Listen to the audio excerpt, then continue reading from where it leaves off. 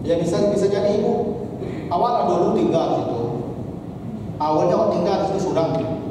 Udah deposit tetangga apa? Orang balik dia sadoi buat dan sadar. Tu baca rohnya itu. Ya kan ada orang maksiat sekalinya pindah. Jual rumah tu. Pindah. Karena bagaimanapun ibu kalau berada di sekitaran orang-orang tidak saleh, dia berpengaruh ke kawan. Gini, umat Nabi Saleh itu berapa orang yang menyembelih onta Nabi Saleh? Satu orang. Berapa orang yang bermusyawarah untuk menyembelih onta? 9 orang. Wa kana fil madinati tis'atu rahtin yufsiduna fil ardh. 9 orang saja yang melakukan perencanaan. Tapi azab ke siapa?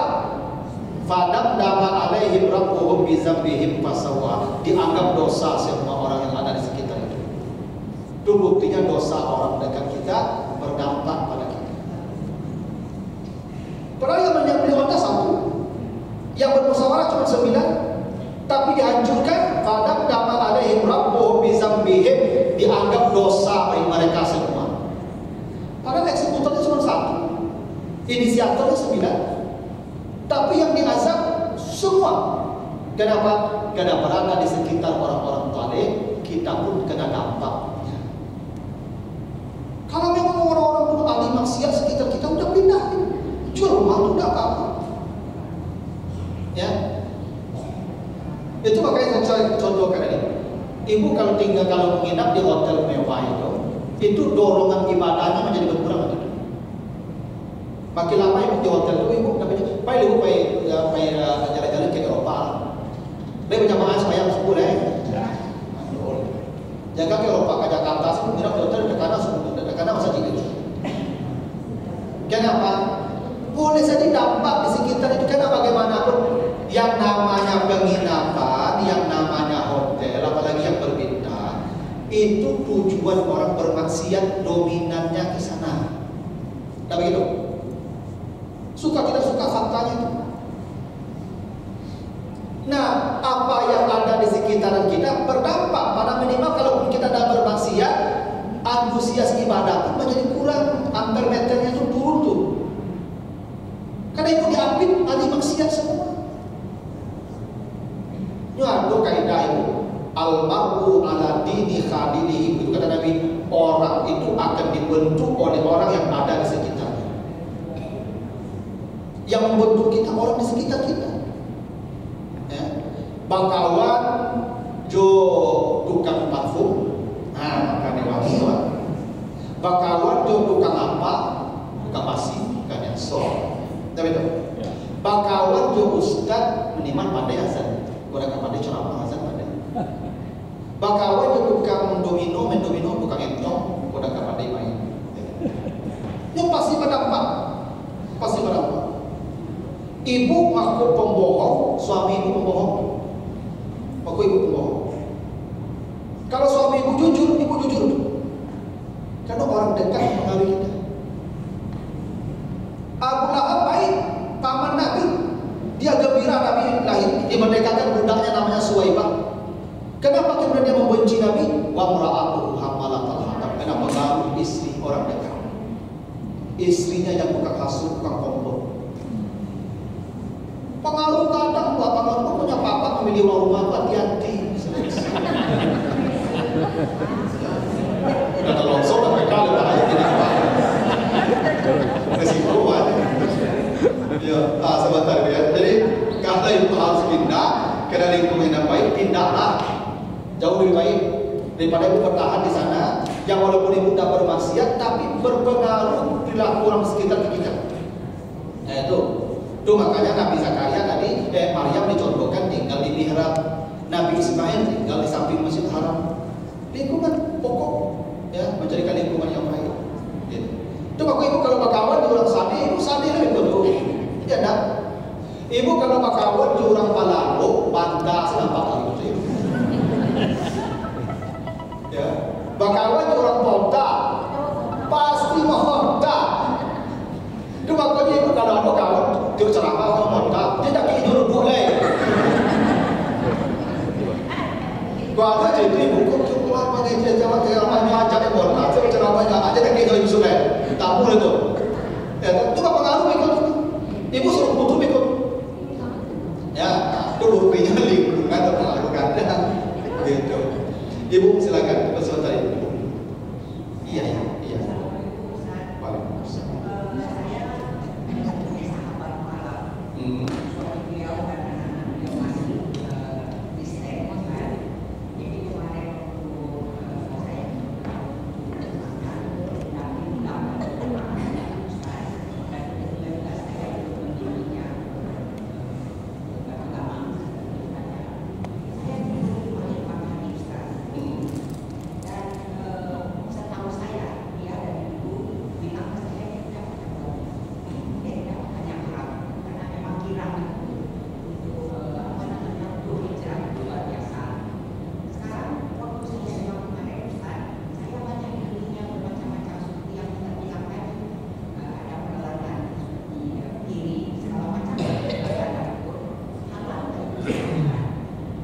Dia sudah Islam kan ibu? Iya, istrinya, suaminya tak. Suaminya belum. Oh, suaminya belum Islam. Sama anaknya Ustaz. Yang cari duit suaminya. Iya. Ibu dikasih makan. Iya. Jangan gitu duduk rumah dia. Kalau dia duduk rumah dia pasti makan di sana. Iya, benar. Kalau bisa dihindari. Bukan apa-apa, kita bukan rasis. Ini soal tadi Allah katakan jangan, Nabi katakan jangan memakan sesuatu kecuali dari orang takwa dan jangan memberi makan kecuali pada orang. Itu kaidahnya. Ibu kalau mau makan, ibu tidak ada dosa. Cuman bagaimanapun makanan itu berdampak pada ibadah kita, pada perilaku kita, pada totalitas kita. Itu kenapa kita belajar dari Al-Quran ibu ya.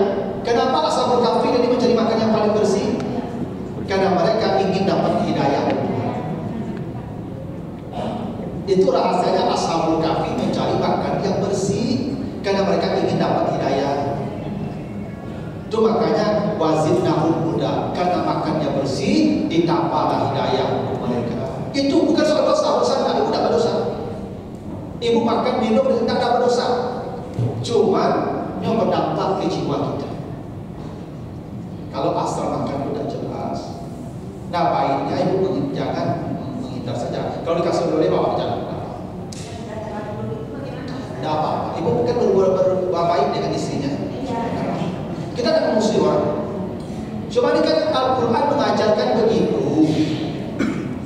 Itu makanya ibu kalau kamu undang orang makan, cari orang saleh. Makanya di kampung pun ibu kalau undang doa itu cari orang di surau, dan orang duduk lapau cari dekat. Kenapa? Karena mengasih makan orang saleh itu ibadahnya bertambah, bukan hanya kasih makannya berpahala, ibadah yang 40 hari milih pada kasih makan. Ini Iman, ini kalau saya makan ada ini 40 hari saya beribadah nih, mau salat, mau baca ceramah, mau baca Quran, mau ngajar. Ini yang kasih kue ini 40 hari ibadah saya untuk mendiam. Ya, itu kok sekotak, kok 2 kotak, itu nama lah.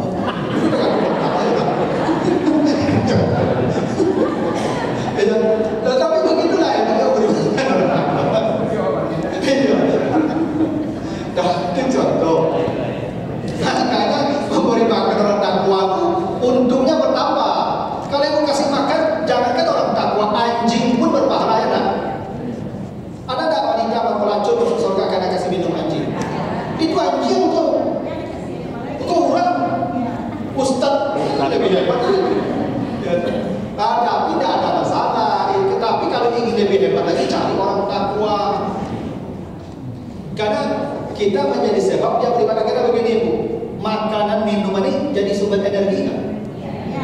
Iya. Saya berdiri ini kan saya makan dari ini. Kalau saya tidak makan 2 hari berdiri sini. Berarti saya berbicara, berceramah itu karena makanan sebabnya.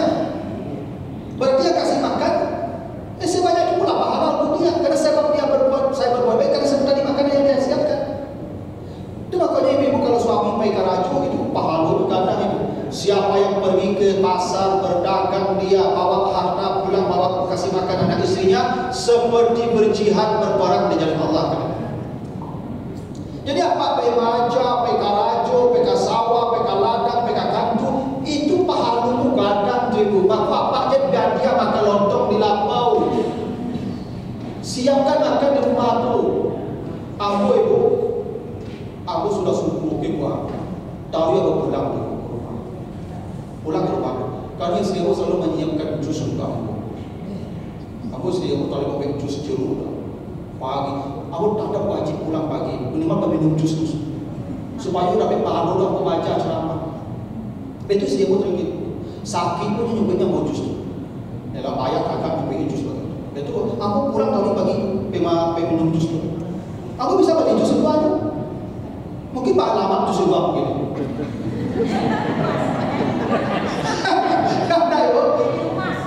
Ya tapi bukan salah apa-apa. Saya kasih kesempatan dia dapat pahala. Ibu sama masak panjang saya berbani. Ya apa aku pekakanku bawa lapi orang lapi ayam. Masa ibu pagi itu buatkan dia itu sarapan. Biar dia berjihad di jalan Allah. Ibu bagian pahalanya ibu. Karena sebab makanan tadi dia punya menyenangkan. Ya tak? Jadi ada orang bertanya, apa rahasia Ustaz kok bisa buat ceramah kadang sehari sampai 6? Ya, kok bisa buat Ustaz? Jus istri saya. Jadi istri aku setiap hari selalu bikinkan jus jeruk, karena aku mau ngejek pun berjam-jam hari-hari. Kalau tak dibantu mungkin suara saya bisa kolek. Tapi alhamdulillah Allah kasih bantuan. Tapi itu kena keyakinannya, memang isi saya begitu. Tapi dia tahu, ya dia ingin dapat pahala. Bikin kencing hari ini. Maka saya pulang pagi terus dulu ceramah, pulang dulu minum dulu, baru berangkat lagi ngajar. Itu tiap hari itu. Kan hebat ibu kalau dapat pahala. Saya dapat pahala mengajar semua ceramah, yang isi saya dapat pahala bagi karena energi dari dia tadi kan. Dia nyiapkan sesuatu untuk saya. Itu hebat tuh kalau pagi makan kurang balik, kurang takwa, itu dapat tambahan pahala. Ya kadang-kadang ibu-ibu pemandi mana masak. Ibu sering saya katakan ibu yang punya anak gadis, tolong ajar anak ibu masak. Kok menikah dan pandai masak lah. Dan mengandalkan catering sekali. Kok juga catering sekali makan aja orang catering yang menikah aja ibu kan. Iya. Kini ibu udah sekali anak-anak gadis pandai masak ibu. Kalau ibu rata-rata baca di orang lain masak udah makan di rumah. Pas siapkan ibu jadi istri yang baik dulu. Anak-anak ini dah boleh ibu, dah pandai masak dah. Masak mie sebagainya. Masak mie yang biaya itu pandai itu. Colok deh. Apa ada rumah tangga ada kamar serak ibu tuh. Ya gini ibu memasak di dapur dalam lantak di dapur juga. Kami sebagai suami ibu seperti raja. Itu ibu masalah. Ibu mandang ibu melangkung-langkung di dapur itu walaupun bunyi ketangga di dapur itu. Aduh ibu kan jadi masak bunyi ketangga dapur itu Pak. Tapi rasanya kami ibu ketika ibu memasak di dapur itu rasa kami itu memang sebagai suami. Kami memang sebagai kepala, sebagai pemimpin. Itu penting ibu. Sehingga rumah tangga itu memang tahu ya kan posisi masing-masing. Tolonglah anak-anak gadis jajan masak deh. Kita pandai masak. Banyak rumah tangga itu berantakan jadi bingung di gara-gara pandai masak.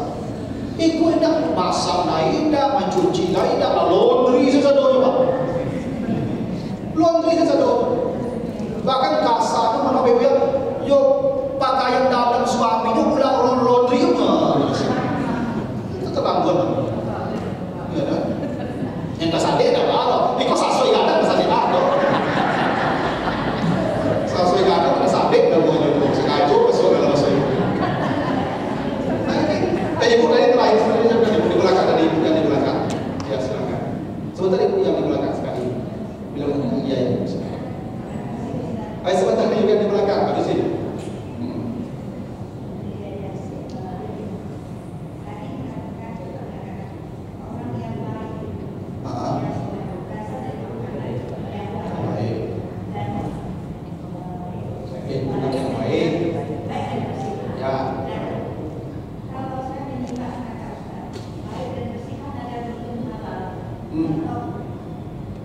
Kalau kita kebanyakan pakai kafe yang diisi oleh orang muslim, jangan-jangan non muslim itu banyak melanda kesesatan, pasti tidak baik jadi kita. Tapi apa dia yang pertama?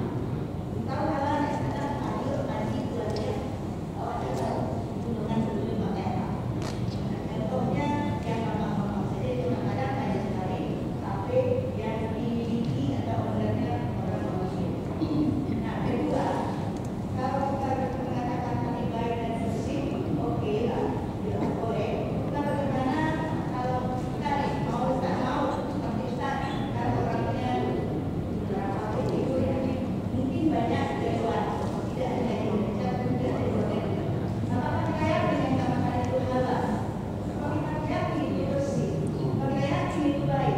Bagaimana dengan hal itu? Ya, begini Ibu. Ada 3 ayat Ibu ya. Pertama nanti Bapak baca surat Al-Baqarah 168. Ini ya soal bagaimana ya soal kaidah makan ya. Soal kaidah makan. Pertama di Al-Baqarah 168. Al-Baqarah 168. Ya 168 ya. Yang kedua di Al-Baqarah 172. Yang ketiga di surat Al-Mu'minun ayat yang ke-51. Nah, itu kaidah makan ya, kaidah makan. Gini. Di Al-Baqarah 168. Ya ayuhan nas. Wahai semua manusia. Semua manusia ya. Makanlah. Apa yang kamu makan? Halalan thayyiban. Ini manusia ya. Jadi ketika manusia yang disuruh makan, 2 sifat makanan itu, halalan thayyiban. Di Al-Baqarah 172. Ya ayyuhallazina amanu. Hai orang yang beriman. Kulu min thayyibat. Tidak ada lagi halal. Halal tidak ada lagi. Tinggal thayyibat. Betul kan? Ya dulu. Makanlah yang baik-baik. Halalnya tidak ada lagi. Tidak ada lagi halalnya. Karena dipanggil orang beriman. Kalau yang tadi halalnya kenapa? Manusia. Ya enggak? Di Al-Mu'minun 51. Coba dibaca. 51 59 51. Ya ayuhan rasul. Wahai rasul. Kulu minat thayyibat. 51 ya. Ibu. Wahai rasul, makanlah yang baik. Halal dan ya. Ketika Nabi disuruh makan, halal dan ya. Baik saja kan. Baiknya beda pula pakai alif lam at-thayyibat. Yang untuk orang beriman tidak ada alif lamnya. Ini detailnya Al-Quran begitu Ibu. Ketika yang disuruh makan manusia, maka halal baik. Ketika yang disuruh makan orang beriman, halalnya hilang. Thayyibat dan pakai alif lam. Nakirah namanya. Kalau Rasul yang disuruh makan, halalnya tidak ada, thayyibatnya pakai alif lam, at-thayyibat. Kenapa begitu? Kenapa ketika yang disuruh makan itu manusia halalan thayyibat? Karena manusia itu banyak tidak mengerti yang halal. Yang manusia itu banyak yang mengerti yang halal itu tidak jadi gitu. Makanya kalau manusia disuruh makan dulu halal thayyib. Karena banyak manusia tidak mengerti yang halal. Kalau orang beriman disuruh makan pasti halal. Tidak mungkin orang beriman makan haram. Makanya halal dan berwadah seperti cukup baik. Karena orang beriman pasti makan halal. Kalau ada yang makan haram pasti tidak beriman itu. Untuk apa sudah halal? Sudah pasti makan halal dia. Tinggal lagi baiknya. Tapi kalau Rasul halal tidak ada, baiknya pun dikasih alif lam, baik yang tertentu yang terbatas namanya makrifah. Baiknya itu pun Karena itu kata Nabi, la tahillu as-sadaqah, zakat li Muhammad wa ali Muhammad. Zakat tidak boleh dimakan oleh Muhammad dan keluarganya. Zakat halal tak? Tapi zakat baik, cuman baiknya itu tidak benar-benar baik. Kenapa? Yang namanya zakat itu daki harta. Zakat itu kenapa dikeluarkan? Karena untuk suci harta dia, karena kotor. Yang dikeluarkan yang kotor itu, makanya pensucian itu kotor itu. Kalau yang dikeluarkan kotor dia kan, supaya bersih keluarkan. Gini, ini air nih, ada kotoran. Supaya bersih keluarkan kotoran. Berarti yang dikeluarkan kotoran tak? Zakat itu kotoran tuh ibu. Zakat itu kotoran harta. Nyodo kaidahnya itu mengecek kok banyak atau bohong. Asal banyak kecil butuh itu. Itu kok mau otak mana? Yang namanya otak itu betul itu. Tidak banyak ngecek. Haram tuh kalau banyak terselip yang haram pasti tadi dah. Makin banyak haram itu buka, makin banyak yang haram pasti. Dan tapi dihindari itu pasti. Bersihnya bagaimana? Keduanya haram tuh bersih. Zakat. Berarti zakat itu halal, cuma tidak at-tayyib, maka Nabi keluarganya tidak boleh makan zakat. Kenapa Allah suruh makannya at-tayyibat, bukan tayyibat, bukan halalan tayyibat, at-tayyibat. Jadi kalau orang sudah beriman, tidak mungkin yang haram dia makan, pasti yang halal. Halal tidak perlu lagi disebut, sudah pasti halal. Gitu. Makanya gini, ibu semakin hati-hati makan, tanda iman ibu makin tinggi. Ibu kalau udah ada orang makan, di situ makan banget, kalau itu pertanyaan ibunya, itu iman ibu tinggi. Tapi makan pulang, ayo, tidak pikir-pikir loh, langsung sampai. Itu iman ibu senang-senang. Makanya Ashabul Kahfi ini kita pemuda beriman, waktu mencari makanan, diwanti-wanti, cari makan dia. Nah kalau kita pergi ke luar negeri, kemana, ke Eropa, bisa saya pergi ceramah kemana, kalau diundang, kan bagaimana kita makan? Pasti makan. Ya kalau sudah terpaksa, tidak ada lagi yang akan dimakan, tempat makan. Ya sepanjang kita sudah berijtihad, ini makannya mungkin sudah kita cari yang muslim, tapi bagaimanapun piringnya mungkin dipakai yang muslim juga. Allah maha pemaaf, sudah di luar kendali dan kemampuan kita. Saya pernah dulu acara ke Manado, di Manado. Hotel-hotel itu kiblat tidak ada orang. Hotel atau kiblat apa? Abu tanya ke resepsionis, kamar kiblat dia pakai kiblat lupa. Ya, muslim banyak sih. Ada pasok mau makan di hotel itu pak, makan yang standar saja. Kandang, kaldu ayam, itu ke standar. Oh minyaknya Ustaz itu perlu kemampuan banyak. Itu dah bekal. Itu makanya ibu kalau pejalan-jalan, jangan sembarang pejalan-jalan. Kok kamu gaduh kepada akhirat aja jalan besar sampai ke situ. Sebanyak tuh bumi lainnya. Ya. Saya nggak itu, tapi ini persoalan akhirat kita yang mungkin terganggu ketika kita pergi ke tempat-tempat yang di situ tidak mendukung kita menjadi baik. Ya. Tapi itu tidak masalah. Jadi orang yang beriman pasti hati-hati dengan makan. Coba nanti baca di surat Muhammad ayat 12. Muhammad 47 ya? Kalau apa? 47 berapa? Muhammad 12. Kata Allah allazina kafaru yatamatta'un wa yaqulun wa kama taqulul an'am. Orang-orang kafir kalau makan seperti binatang ternak. Ya Allah sebut begitu, saya sebut. Orang kafir kalau makan seperti binatang ternak. Bagaimana binatang ternak makan? Tak pernah berfikir halal atau haram, mana ada terbau pikir halal. Tidak ada. Orang kafir begitu, tidak ada pikiran halal atau haram, tidak peduli. Kalau orang beriman, seperti binatang ternak. Yang kedua, cara makannya pun seperti binatang ternak. Sapi berjalan makan, sapi naga makan. Dan begitu hewan. Kalau Nabi mengajar kita makan gimana? Duduk. Makanya ibu kalau balik, tolong sadar kursi yang cukup.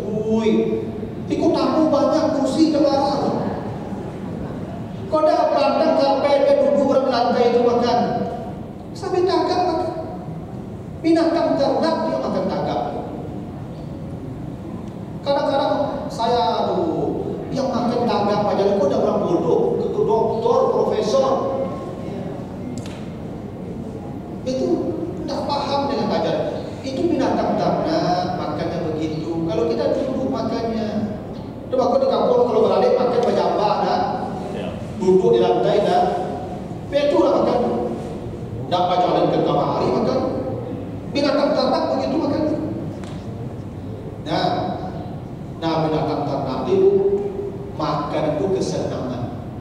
Dan kadang-kadang itu makan kamari, makan kesepuk, makan kamar manduk, makan sisi.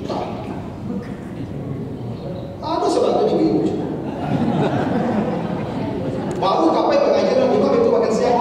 Itu aja mau bikin. Pengajian dulu udah makan siang bikin. Tapi itu udah masuk kesenangan makan mau itu. Ada sebagian ibu kok, baik belajar cari kali masak. Dah 11 jam saja dagang di kali itu jadi Aku itulah bingung awak nak kali masak. Ibu nak kali masak bingung. Kan aneh. Ibu ambil saya posobo kantang elo, posobo elo, tahu elo, masak selapak, kuasa lapa nyumpunya sadoi. Kata Imam Al-Ghazali, jangan berpikir soal mengisi perut, sebagaimana engkau tak pernah berpikir soal mengeluarkan isi perut. Ibu pernah tak berpikir, Imam mau ngaji di kursi yang benar? Ada di mata nasol apa? Tu bapa ibu makan kau sampai 2 jam 3 jam lu mencari rumah makan bagai korban kalau jam tak. Lah sampai sekian jam mencari tapi makan kunyah saja yang nampak tu. Asal ibadah halal. Nyo lama tak lama ibu bukan soal makanan baru. Asal apa kalau ibu nasi basi kok punya ada tu. Tak apa, apa ibu. Begitulah. Jadi itu kenapa ibu jangan anggap sepele makanan. Itu kuncinya itu. Makan itu masalah serius. Ya, jangan anggap ringan. Kalau lewat sekarang 12 ibu, sudah siap. Ini pertanyaan sahabu ada lagi ibu. Oke, silakan ibu atau bapak dulu. Ya pak. Bapak wakil ibu. Oke, bapak silakan. Jadi kajian Ustaz tadi memperhatikan nggak perlu mana ini anak gadis hawa sekolah tinggi satu mereka. Bukan tak perlu anak perempuan sekolah tinggi, dia mesti sekolah tinggi untuk mendidik anaknya. Bukan sekolah tinggi untuk orang.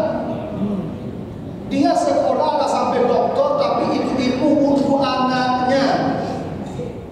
Awak tak sekolah tinggi untuk orang anak tak terus, tak sakit itu, tak terus anak.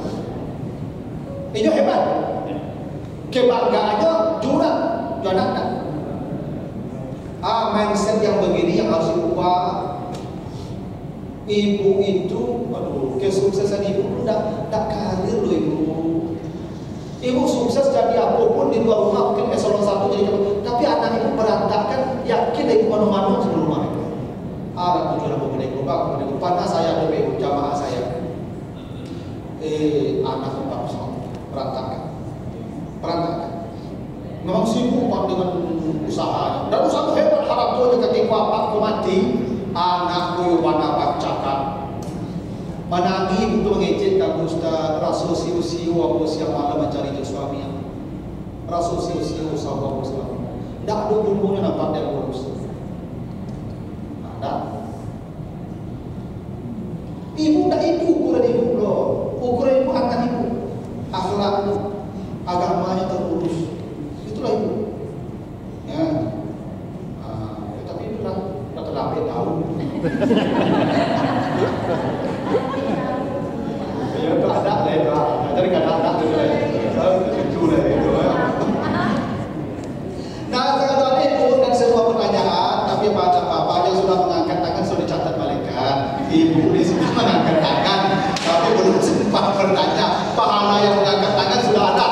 dari kawan